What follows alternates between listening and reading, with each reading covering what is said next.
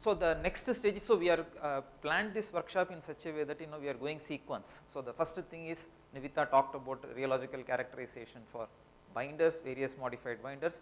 The next is you start heating them. What are the issues? What is the mixing temperature and compaction temperature? Now we have heated them, so we just need to make the samples, compaction, mixing and compaction. So before I do it, so I am quite fortunate, both of us, Professor Veeraraghavan as well as myself, are quite fortunate, have sincere, dedicated, hardworking students and staff member with us. So Mr. Pugarendi, who is there, Priya is here, and my friend and my former student, Dr. Rajan. So all of us, he is here. So all of us did some interesting work on this, right? So the overview of compaction, something. So we will go through this step by step overview of compaction and the compaction of modified binder mixtures, gyratory versus shear box, and then what we will do is what really happens, the influence on the mechanical properties, and then finally some kind of a discussion point. If you actually notice it, we are taking an earnest attempt of not putting any conclusions, because the conclusions will come and answer our friends' questions from army tomorrow. So as of now, let us keep talking. Okay. So the factors affecting compaction, of course we know the aggregate, the binder and the mixture, and the environmental conditions, where do you spread, lay, compact your material, and the lay down side conditions, what is the layer thickness and things like that. I am no expert in compaction mechanics. Professor Veeraraghavan teaches pavement construction technology for many years, and there are many former students of us here who have taken his course. So this is something that I just picked from the FSWA slides sheet. So what they typically say is, behind the paving machine, you have 85% GMM is what you are really expected to get, and as the paving train moves somewhere between 150 and 115 degrees centigrade, you are going to hit 91% GMM, and behind the pneumatic tire roller you are going to get 94% GMM, and then you typically want to seal the surface because there are going to be some tire marks in your after your PTR, so you just do it to just seal the surface. This is from the FSWA practice. The current practice at IIT India may be slightly different. Again, they typically say the temperature is the key issue, and in fact what Uma was talking about was how much is the temperature. Now what will really happen if you are going to have a mix which is going to be very hot, it is going to flow below the roller. But on the other hand, if you are going to have a mix which is very cold, these aggregate particles are going to be prevented from compacting, and most of the time you are going to actually see that the aggregate particles are crushed here. I really like this slide from the FSWA. So they essentially say at paving temperature it is like a lubricating fluid, and that as it cool it should become like a glue like binder and things like that. It's all very nice, interesting, the picture looks very nice, but the only thing is this lubricating fluid, so we need to also put some numbers to it, what is the viscosity, how much is the temperature, where it transitions from a lubricating fluid to a glue and things like that. So that is what it is. So ultimately the close-up view of your compacted, it looks like, you see this aggregate particles, asphalt cements and air voids, and if you have wonderful crushed aggregates, they are the best and things like that, right. Now we are actually talking about the compaction of the bituminous mixtures. Your laboratory mix design that you do is the simulation of the compaction that we do in the laboratory it is a simulation of the field compaction, and your entire mix design that you do, in which you combine aggregates, different proportions, heat the binder, heat the aggregates, mix them together, compact it, age it, take the thing out, it is essentially going to be the simulation of the whole HMA operation, right. So quick soul searching is needed here in India. We have officers from National Highway Authority, our border roads officer is here. Our mix design methods have been stuck at some place for many years. You have not really been able to get out of the Marshall method of mix design mentality. It has to go. It is absolutely outdated. What the guys outside in the world were doing in Second World War and thereafter is still we want to continue. I really do not understand it. We can spend 10 crores per kilometer for a 4-laning project, but when it comes to buying a gyratory compactor for 20 lakhs, immediately the 20 lakhs the cost comes and things like that. I absolutely don't understand the mentality here. Marshall method, see, think about it, crumb rubber modified binder and SMA, and if you are going to do Marshall method of mixed design, the entire world will bend over backwards and laugh at us. Okay, so that is something that we need to really understand. The mixing and compaction temperature for modified binders, I can tell you that for most of the field practicing engineers, this is a secret talk between the modified binder and the plant operator. He will just come and say raise it by 20 degrees centigrade and they will do it.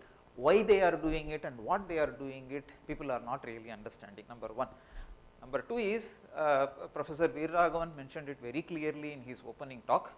The manner in which you make a sample in the laboratory should exactly or to the best possible extent match what is seen in the field.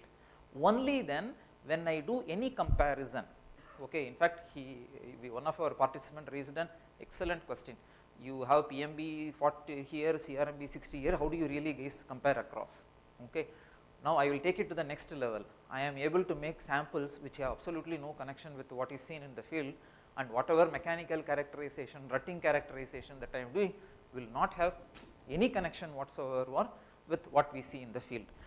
Then the third important thing is, which is again not in the country, the conditioning. See, because the Marshall method of mixed design, there is no short term aging that is introduced there. In fact, if you read the Asphalt Institute manual, only they will say is if there are reactive aggregates, you just close them in the oven for some time so that there will be some reaction takes place. They don't say anything about aging. Aging is not there at all in the old style. Only when you had this SHRP things and all, you have procedures for short term aging of bituminous mixtures that came.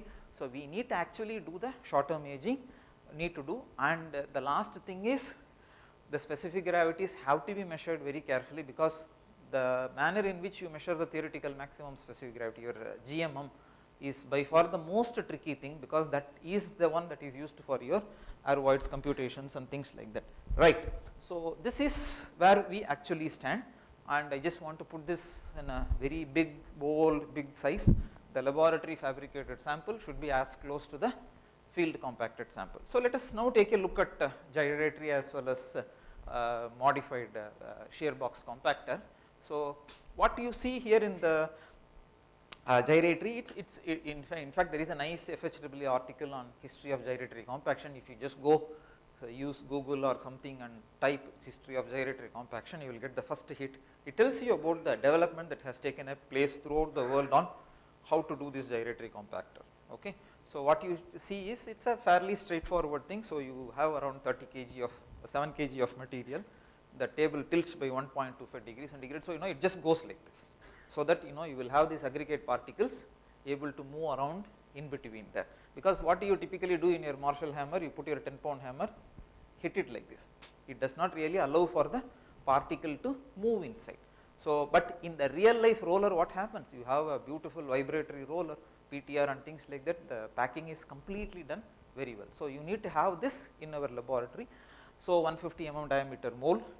The next interesting piece of equipment that has come, this bears the ASTM designation 7981 shear box compactor. It's nice in many ways.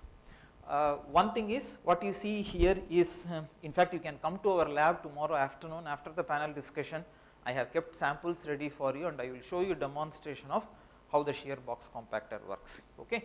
So what you will see here is, first thing is, this is you need to understand few things here.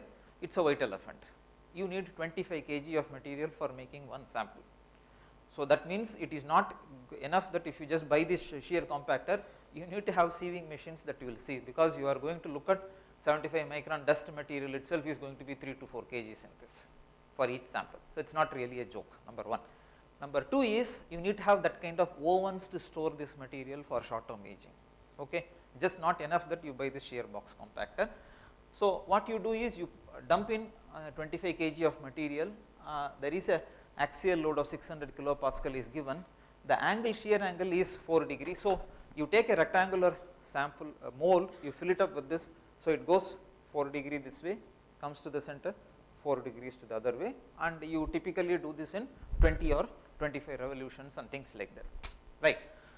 And the interesting thing is I get some very useful data for me. For instance, I can find out how much is the vertical force, I can also find out how much is the shear force that we get. So what in fact Professor Veeraraghavan mentioned about this shear box compactor in the morning, what we do is normally in a gyratory compactor the main problem is it is a small mold. The gyratory top one cannot be heated because it is inside the equipment, it is stone cold. The bottom is the one that you can actually heat. So when you do this gyration, you can heat the mold, there is going to be a temperature gradient.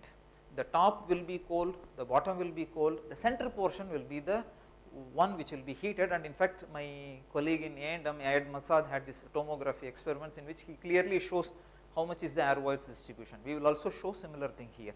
So the air voids distribution that you are going to get in a gyratory compactor will in no way reflect what you will see in the field condition. Now what we did was we wanted to first check what will happen to the press box compactor, the shear box compactor. So we made a sample like this, and and then we cut it into many portions here, and then we measured the air voids. So I will tell you something about the difference between the targeted air voids and the sample air voids. These are going to be slightly different. So you can actually see that 8.6 to 8.46, like almost close, and the standard deviation is just 0.37. So let us take a look at this table very carefully. So I am going to make a sample of 450 mm by 150 mm by 165.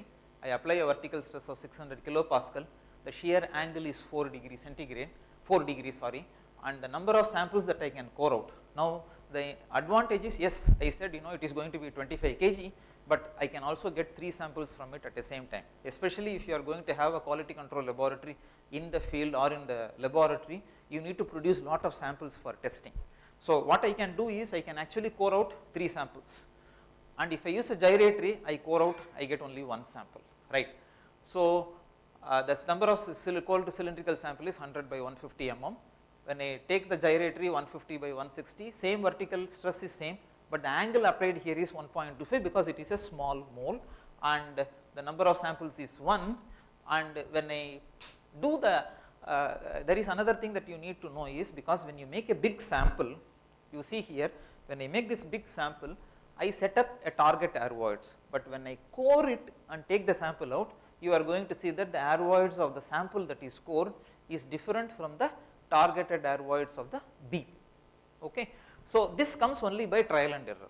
So there is no magic trick here, because when I actually core it, I seal some of the surfaces. Okay. So my air voids measurement will be completely different. So what I do is, in fact for many purposes, when you want to do characterization for rutting, you target for 6% air voids. When you want to do it for binder dynamic modulus and things like that, you target for something like 4% air voids. So if I need 6% air voids, I put the beam target air voids as something like 8.5%. So when I actually core it out and take it, I get around 6%. And you can actually, but there is one thing interesting between a shear box compactor and a gyratory compactor. If I have to do the same trick in the shear box in the gyratory compactor, I have to vary the amount of material that you use. Okay, so that is going to be the key problem. While I can actually do the compaction effort, only vary the compaction effort in a shear box compactor, as far as the gyratory is concerned, I also need to vary the amount of material that you used. I hope I am able to make this, maybe let me explain it once more, because you have this big beam. Now I calculate, I know the density of the material, so I compute how much is the weight of the material, I dump it in. Now all I need to do is to set in the machine, this is the GMM, and now keep on doing it till I get 8% air void. So it will do the computation of how much is the thickness, and it will do it perfectly, no problem. But since it is a press box compactor, shear box compactor, in which there is a substantial amount of size, there is a flexibility for the material to move in. But when I do it with the gyratory, I don't have that flexibility because it is a small sample. Okay. So what will really happen is, I need to also play around with the material. So if I really want 2% air void material, I need to increase the number of the weight of the material that we use. So the big difference is, you vary only the compaction effort to get your targeted air voids density, whereas in the gyratory, I not only need to vary the compaction effort, I also need to vary the amount of material that I am doing it here. Now comes the final revelation. Okay. So, I take this course, I draw how much is the aerovoids variation, you will be very surprised to know 6% aerovoids, I am able to keep it perfectly from top to top bottom when I do a shear box compactor, but when I do the gyratory, for the reasons that I mentioned to you, the top will be porous, the bottom will be porous, the middle portion is the one in which I will be able to get it. Okay. So, this is always this is a known problem with the gyratory. Gyratory is amazing, gyratory is a wonderful device, gyratory works very well, but this is the density difference is something that we need to really understand. Another interesting thing with about the densification curve is, in fact, if you look at it, the starting aerovoids for a shear box compactor is kept the same. So, you can actually see for the number of, as the number of repetitions, if you want to compact it for 2% aerovoids, I only vary the number of cycle, but whereas here, since I provide different material, the starting point is actually not the same here. Now, let us look at all these binders, how effective, how difficult it is to compact them if I am going to use this. So, if I did this target aerovoids of 8.5%, my target aerovoids of 8.5% will give me a 6% aerovoids sample. You can actually see that if you are going to use a CRMB material, you need to come all the way down here. Whenever I use plastomer modified binder, I do not need to put that much of a compaction effort. So, the order is VG30, plastomer, elastomer, crumb rubber in terms of difficulty in compaction, and if there are field engineers here, they will immediately agree saying that yes, these are tough mixes to actually compact in the field here. And similarly, if you are looking at bituminous concrete at 4% aerovoids, shear compaction as well as gyratory, you can see how much is exactly the difference, but somehow the sensitivity is not really captured in the gyratory. Now, how difficult it is to compact between a bituminous concrete and a dense bituminous macadam. What happens in dense bituminous macadam? You have bigger size stones, the binder content is less. So, the compaction is actually going to be slightly difficult. So, let us look at how much is the number of cycles here. You can actually see that when I am going to use a BC, I will get the same targeted density somewhere around 17 cycles, but when I am going to use the DBM, we have to go all the way here. Now, there is a issue here, and in fact, this is something that we faced when we were doing it with gyratory. Even with the DBM grade 2, when we were doing this compaction in gyratory, we faced lot of problem, and finally we thought we will change the mix design, and then finally we stuck only with the press box, the shear box compactor as far as the DBM grade 2 compactions are concerned. And if it was DBM grade 1, you can understand that the sizes are going to be even larger and it is going to be a real problem.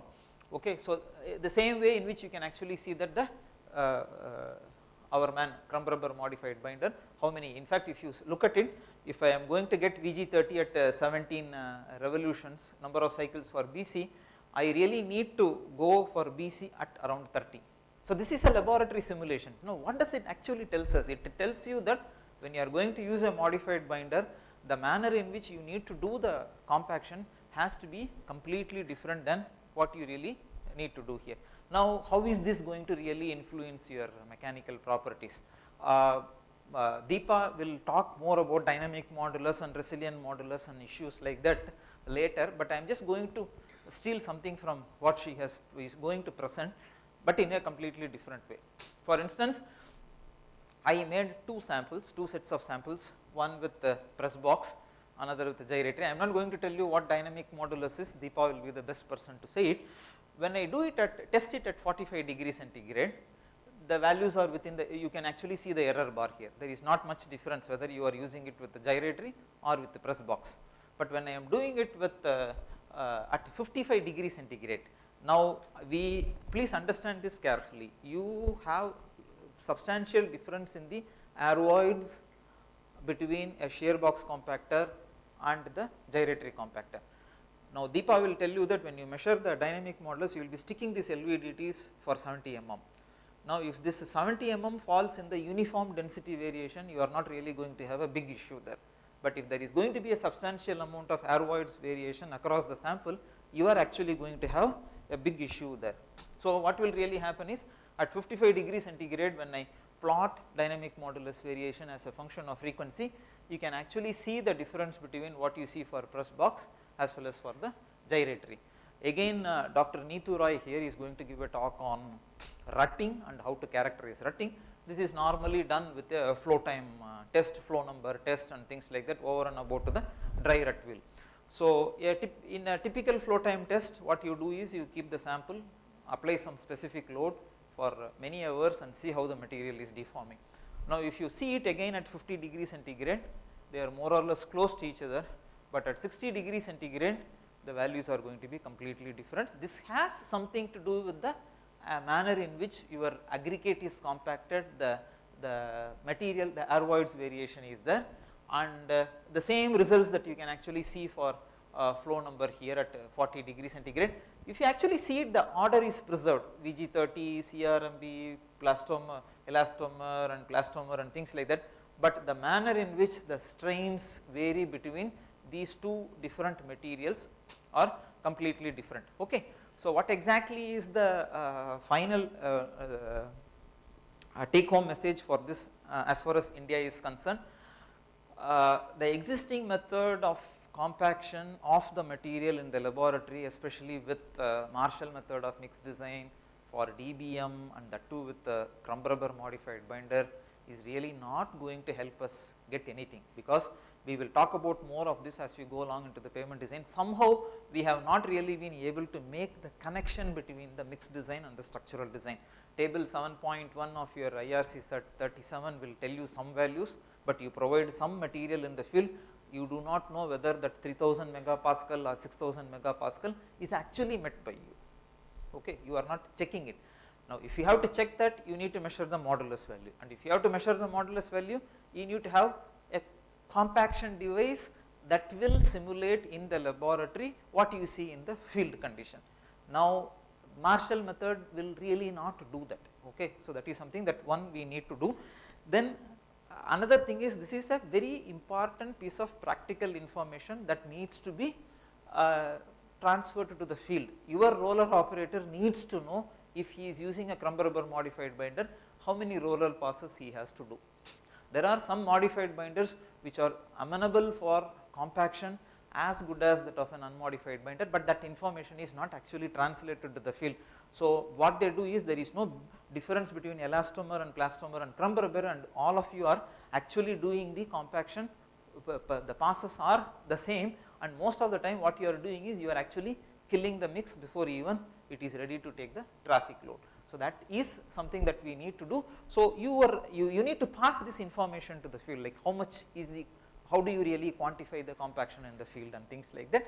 And the final thing is, you need to establish the missing connection between mixed design and the structural design. If you have to do that, you need to measure the modulus value. If you have to measure the modulus value, you need to make a sample in the laboratory that will be exactly similar to what you are going to see in the field, and unless you do that, there will be a table which values, all of us will be pulling our hair about whether VG40 is better or elastomer is better, and you will be using the design is done separately, the construction is done separately, and there will not be any connection. So let us start making samples, good samples in the laboratory.